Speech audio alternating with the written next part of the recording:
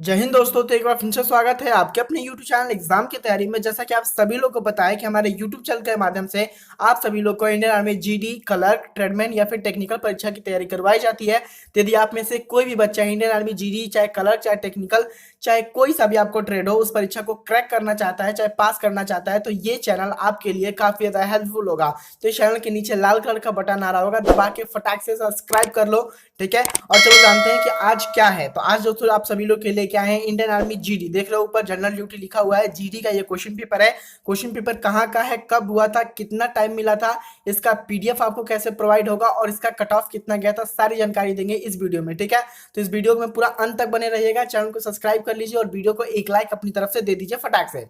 ठीक है, तो चलिए देखिए, सोल्जर जनरल ड्यूटी का पेपर है, यानी जीडी का पेपर है। ठीक है, आप सभी लोग को पता है कि टाइम ड्यूरेशन 60 मिनट का होता है, तो इस पेपर में भी टाइम ड्यूरेशन 60 मिनट का ही दिया गया था। और पेपर कहाँ का है, तो पेपर साफ साफ लिखा है गया का है। कौन सा, एआरओ गया है, और जो इसका सेंटर है वो दानापुर है। ठीक है, यानी बिहार वाले जो बच्चे देख रहे हैं इस वीडियो को पूरा अंत तक देखिएगा। हालांकि हर बच्चे इस वीडियो को अंत तक देखिए। ठीक, चलिए देखिए, जो इसका टोटल मार्क्स था वो था 100 नंबर का, जो पासिंग मार्क था वो था 35 नंबर का। ठीक है, पर इसका जो कट ऑफ गया था बाबू लोग, वो गया था 165, यानी कि कितना गया था, 165 का इसका कट ऑफ गया था। ठीक, अब चलिए जानते हैं कि ये पेपर कब हुआ था। तो ये पेपर 1 नवंबर, ठीक है, 1 नवंबर 2020 को हुआ था। और हमारा ओरिजिनल क्वेश्चन पेपर सॉल्व करवाने का मकसद ये रहता है कि देखिए, कोई भी एग्जाम हो आर्मी का, ठीक है, चाहे वो ट्रेडमैन का हो, चाहे कलर का हो, चाहे जीडी का हो, चाहे टेक्नीशियन का हो, ठीक है, उसका जीके जीएस का लेवल हमेशा फंसता है।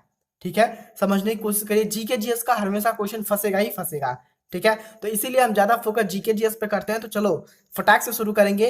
कौन जानता है कि आने वाले प्रश्न यही तुम्हारे हो सकते हैं। ठीक है, यदि तुम्हारा हो जाता है तो तुम्हारा तो 100% जीके जीएस फुल में फुल मार्क्स, यानी 60 नंबर तुम ऐसे ही पा जाओगे। ठीक, चलो तो क्वेश्चन को शुरू करते हैं। क्वेश्चन क्या है कि in which state is Akshardham temple located. Akshardham मंदिर किस राज्य में स्थित है, गुजरात में, आंध्र प्रदेश में, तमिलनाडु में, या फिर हरियाणा में। ठीक है, तो फटाक से दे दो इसका राइट आंसर जिन बच्चों को पता है। चलिए जानते हैं इसका राइट आंसर क्या होगा। राइट आंसर होगा ऑप्शन नंबर ए। देखो, अक्षरधाम मंदिर जो स्थित है वो कहाँ पे स्थित है, ऑप्शन नंबर ए, यानी कि गुजरात में। और एक क्वेश्चन और पूछा है कि कामाख्या मंदिर कहाँ पे स्थित है, तो कामाख्या मंदिर स्थित है असम में। ठीक, दो मंदिरों के बारे में अक्सर पूछता है, और सूर्य मंदिर के बारे में पूछ लेगा तो नीचे कमेंट में बता दो कि सूर्य मंदिर कहाँ पे स्थित है। ठीक है, चलो अगला क्वेश्चन देखते हैं। क्वेश्चन है कि भारत की सबसे बड़ी कृषि नहर का नाम बताओ। ठीक है, भारत की सबसे बड़ी कृषि नहर कौन सी है, इंदिरा गांधी नहर, ठीक है, या फिर यमुना नहर, या फिर सिरहद नहर। ठीक, तो देखो इसका जो राइट आंसर होगा वो क्या होगा, ऑप्शन नंबर ए होगा, यानी कि इंदिरा गांधी नहर जो है वो भारत की सबसे बड़ी कृषि नहर है। ठीक है, यानी किसानों के काम में आने वाली नहर है। ठीक, जिससे खेतों की सिंचाई वगैरह होती है। ठीक है, चलो अगला क्वेश्चन देखो। क्वेश्चन बड़ा आसान है, फटाक से सारे बच्चे राइट आंसर देना। क्वेश्चन है कि निम्न में से छत्तीसगढ़ की राजधानी कौन सी है। ठीक है, आंसर नहीं बताऊंगा, फटाक से दे दो right answer option number B को। ठीक है, यानी रायपुर को। क्या छत्तीसगढ़ की राजधानी कहाँ पे है, रायपुर में है। ठीक, अब जरा बता देना कमेंट बॉक्स में कि नागालैंड की राजधानी कहाँ पे है। ठीक है, लिखो, सारे बच्चे लिख देना हाँ, कि नागालैंड की राजधानी कहाँ पे, हम भी देखें कितने तेज हो आप लोग। ठीक है, चलो चौथा देखते हैं। क्वेश्चन क्या है कि भारत का सबसे अधिक जनसंख्या वाला राज्य कौन सा है।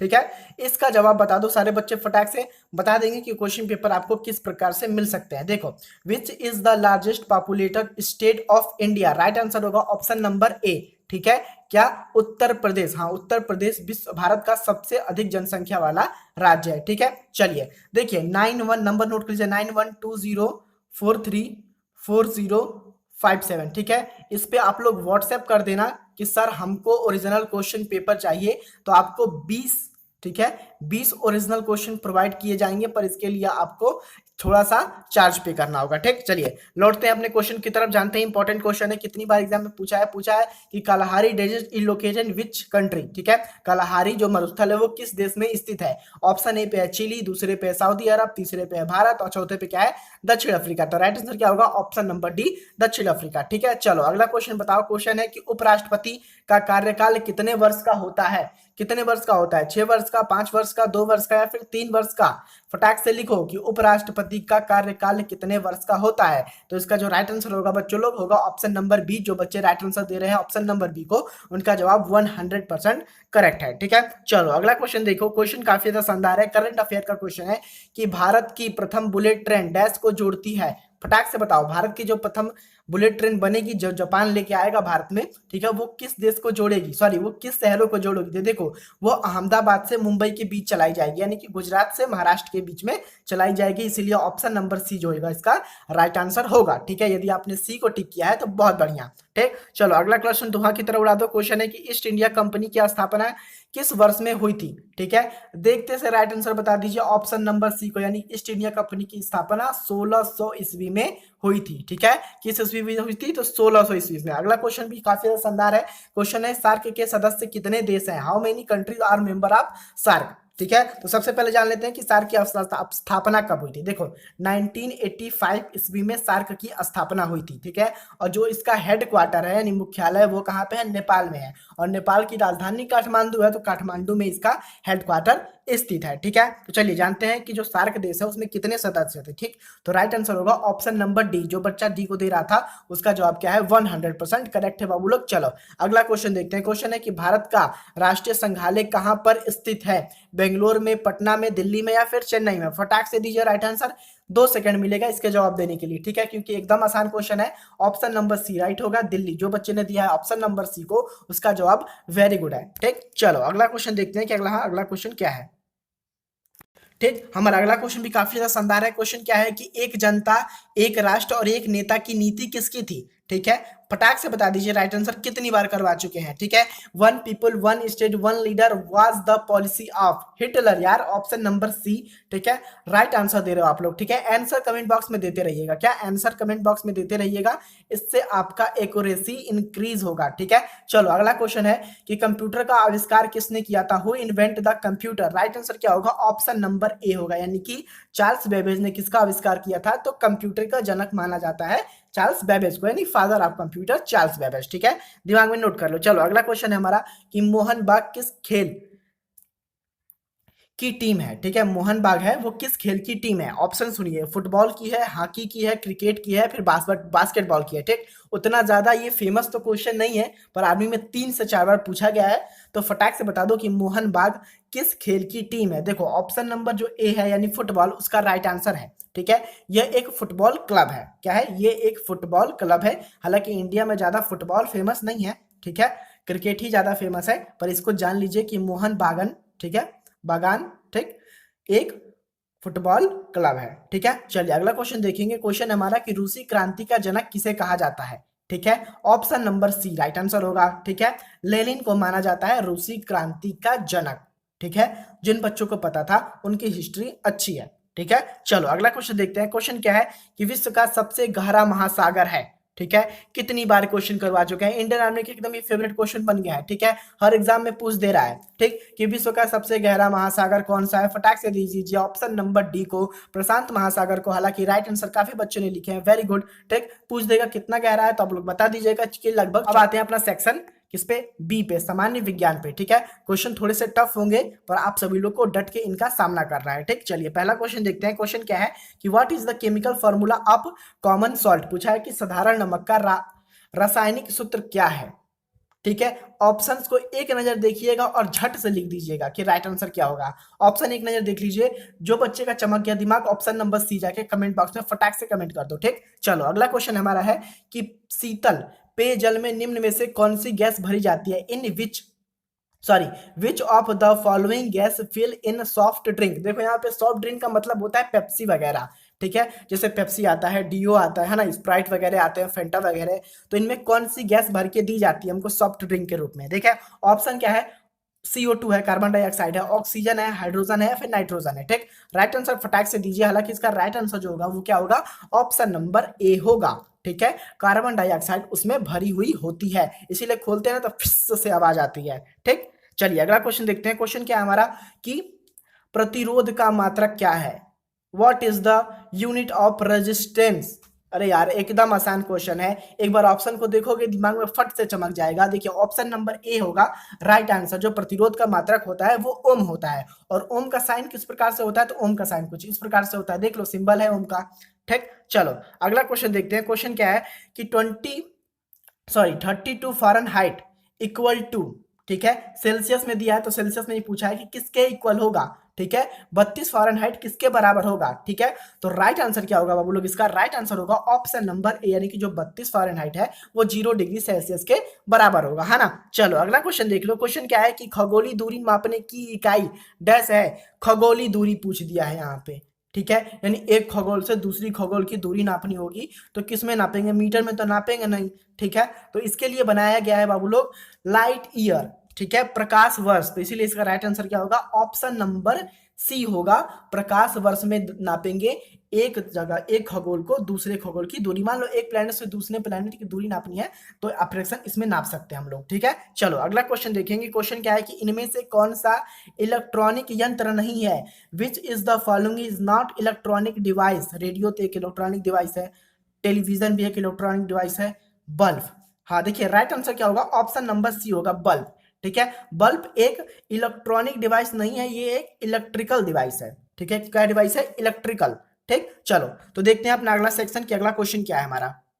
चलिए तो अगला क्वेश्चन भी आप लोग के स्क्रीन के सामने है, ठीक है। क्वेश्चन क्या है, ध्यान से पढ़िएगा, ठीक है। बिजली के हीटर का एलिमेंट किस धातु का बना होता है, ठीक है। बहुत पहले, अब तो मान लो वो लाइट के वो बिल बढ़ गए हैं तो अब तो हीटर का प्रयोग होता नहीं हालांकि, ठीक है। पर जो पहले हीटर के प्रयोग होते थे ना, हीटर जो मम्मी लोग खाना बनाती थी जिसमें ऐसे हीटर होते थे, ठीक है। तो वो हीटर जो एलिमेंट था, ठीक, धातु का, वो किस धातु का होता है, ठीक है। नाइक्रोम का होता है, कार्बन का होता है, चांदी का होता है, फिर लेड का होता है, ठीक। देखो जो इसका राइट आंसर होगा वो क्या होगा, ऑप्शन नंबर ए होगा। देखो जो हीटर होता है वो नाइक्रोम का होता है, ठीक है, निक्रोम का, ठीक। चलिए अब अगला क्वेश्चन देखेंगे। क्वेश्चन क्या है कि जब नीले लिटमस पेपर को, ठीक है, एसिडिक अम्ल में रखा जाता है तो नीला पेपर किस रंग का हो जाता है।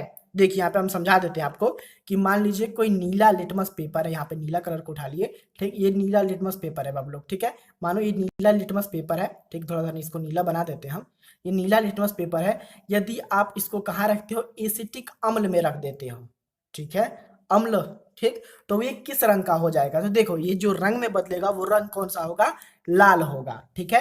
तो ये नीला जो था उसको अम्ल में रखोगे तो लाल इसके ऊपर रंग आ जाएगा, नीला छुप जाएगा, ठीक है। तो राइट आंसर जो होगा वो क्या होगा, ऑप्शन नंबर सी होगा, यानी कि रेड, ठीक, समझा दिए। चलो अब अगला क्वेश्चन देखें। क्वेश्चन है कि हवा में 0 डिग्री सेंटीग्रेड पर ध्वनि की गति डैश होती है, ठीक है। हवा में जब 0 डिग्री सेंटीग्रेड होता है तो ध्वनि की गति कितनी होती है। बहुत आसान क्वेश्चन है, कितनी बार बताया भी हूँ। देखो देखो जो इसका एक्चुअल मान होता है वो क्या होता है, 331.5 मीटर पर सेकेंड, ठीक है। पर अप्रोक्स में इसकी वैल्यू यहाँ पे क्या दिया है, ऑप्शन नंबर सी दे दिया है, ठीक है, 332 मीटर पर सेकेंड। लेकिन इसीलिए ये राइट आंसर होगा ये। मान लो ये एक्यूरेट वैल्यू देता है तो आप इसी को ट्रिक मारिएगा, ठीक है, इसको मत छूइएगा, ठीक है। पर यदि ऑप्शन में ये नहीं दिया है तो आप नीचे वाले को ट्रिक मार के आगे बढ़ जाइएगा, आपका जवाब 100% करेक्ट होगा, ठीक है। चलो अगला क्वेश्चन देखो कि प्राकृतिक गैस का मुख्य घटक डैश है। प्राकृतिक जो हमारी गैसें होती हैं जैसे कि एलपीजी है, ठीक है, गैस सिलेंडर जो गैस में भर के आती है, ठीक है, तो वो एलपीजी है, लेकिन उसका मुख्य घटक क्या होता है, प्रोपेन होता है, मीथेन होता है, इथेन होता है या फिर ब्यूटेन होता है, ठीक है। तो बाबू लोग जो इसका राइट आंसर होगा वो क्या होगा, यदि पता है तो फटाक से कमेंट बॉक्स में लिख दो, नहीं पता है तो हम बताते हैं। इसका राइट आंसर होगा ऑप्शन नंबर बी, मीथेन। और पूछेगा कि मीथेन का फार्मूला क्या होता है, ठीक है, केमिकल फार्मूला, तो CH4 बता दीजिएगा आप लोग, क्या CH4 फार्मूला होता है मीथेन का, ठीक। चलो अब अगला क्वेश्चन देखो। क्वेश्चन है कि ध्वनि की चाल डैश में मापी जाती है, यानी ध्वनि की चाल किस में मापी जाती है। बहुत सारे बच्चे देंगे right answer option number C को, ठीक है, मीटर सेकंड में सर पर आप। चलो अगला क्वेश्चन देख लेंगे। क्वेश्चन है हमारा कि पीलिया रोग से ग्रसित रोगियों की आंखें का रंग क्या होता है, ठीक है। देखो आप सभी लोग यदि बिलोंग करते होगे तो आप सभी लोग को पता होगा कि पीलिया रोग होता है लोगों को, ठीक है। तो ये जो पीलिया रोग होता है उसमें हम लोग की आंखों का रंग पीला हो जाता है, ठीक है। बता देता हूँ right answer option number D ही होगा, ठीक है, पीला हो जाता है हम लोग की आंखों का रंग। और हालांकि आंखों के ही नहीं, हमारे हाथ पैर जो पेट वगैरह होते हैं, पीठ वगैरह होती है, वो सब धीरे धीरे पीली पीली होने लगती हैं, ठीक है। चलो अब अगला क्वेश्चन देखते हैं। क्वेश्चन क्या है कि पृथ्वी पर मानव द्वारा सबसे पहले प्रयोग की जाने वाली धातु कौन सी है। लोहा है, तांबा है, ठीक है, सोना है या फिर एल्युमिनियम है। तो देखो दोस्तों लोग, जब पृथ्वी पर सबसे पहले जिस धातु का प्रयोग किया था मानव ने, वो धातु थी तांबा, यानी ऑप्शन नंबर बी, कॉपर धातु थी, ठीक है। चलो अगला क्वेश्चन देखते हैं। क्वेश्चन है हमारा कि हवा में ऑक्सीजन का प्रतिशत कितना है, ठीक है, हवा में ऑक्सीजन का प्रतिशत कितना है? आंख बंद करके सारे बच्चे दे देंगे ऑप्शन नंबर बी को करेक्ट आंसर। ठीक है, ऑप्शन नंबर 20 का राइट आंसर होगा। चलो अब अगला क्वेश्चन देखते हैं। क्वेश्चन है कि हमारे शरीर में विटामिन सी की कमी से कौन सा रोग होता है? यही पूछा है हमसे। ठीक है, पूछा है कि vitamin C in your body causes which disease. तो देखो इसका राइट आंसर जो होगा होगा ऑप्शन नंबर सी, स्रवी। ठीक है, देखो विटामिन सी की हमारे शरीर में कमी हो जाती है तो हमें स्रवी रोग जो होता है वो पकड़ लेता है। ठीक है, यदि इसको दूर भगाना है तो आपको विटामिन सी का उपयोग करना पड़ेगा। ठीक है, तो चलिए यहाँ पे हम लोगों ने जीके जीएस के टोटल 30 क्वेश्चन कंप्लीट कर लिए हैं। ठीक है, जीके जीएस के टोटल 30 क्वेश्चन कंप्लीट कर लिया और जो हमारा टारगेट रखते हैं वो हमारा टारगेट था कितना? 23 का। तो 23 यदि प्लस कर चुके हो तो आप लोग के इंडियन आर्मी में कट ऑफ नहीं होगा, आप सभी लोग की जान बच जाएगी। ठीक है, चलो हमारा अगला सेक्शन है क्या? गणित का। ठीक है, तो गणित की किसी दिन और सॉल्व कर लेंगे। ठीक, पर एक इन्फॉर्मेशन है, यदि ओरिजिनल क्वेश्चन पेपर चाहिए, ठीक है, तो इस नंबर पे आप व्हाट्सएप करके ओरिजिनल क्वेश्चन पेपर ले सकते हो, पर आपको फीस पे करनी होगी। ठीक है, और फीस आपको वहीं पे बता दी जाएगी। ठीक, और देखिए एक इम्पोर्टेंट सूचना। ठीक है, रोज रात को 8 बजे मॉडल पेपर सॉल्व करवाया जा रहा है। फटा